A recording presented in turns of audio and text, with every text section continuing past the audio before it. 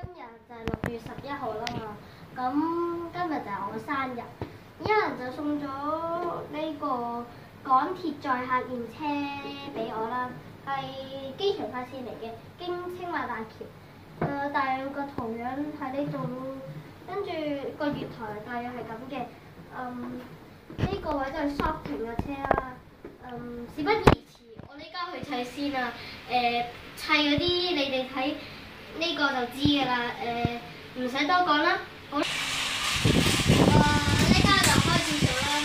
佢可以收皮佢嘅。咦？收唔到嘅。對，有一條線。你遮住咗啊？對唔住，我遮住咗。咁咧，呢度就係介紹嗰啲月台，你平時見到嗰啲嘢。呢個就係個地圖啦。呢度就開關就係。不如我哋數3聲就一齊開，1、2、3，開啦！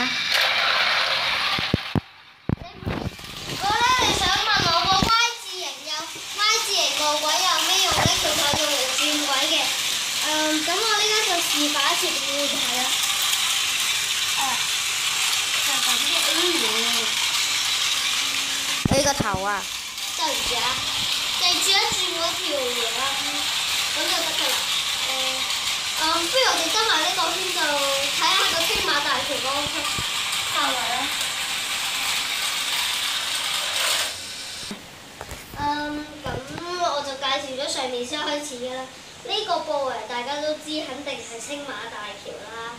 咁呢個去到隧道會有啲特別嘅嘢，你哋就自己睇啦。去片。有咩特別咧？嗰啲特別嘅就係聽到條，聽唔聽到？隧道聲喺經過隧道嗰度會有啲真係鐵，例如你真係搭港鐵去隧道嗰啲聲咯。我就睇得唔穩，到咗呢個位置好似要立落去咁啦，其實冇緊要嘅。咁就呢啲可以喺一田嗰度買啦，100至200蚊不等啦。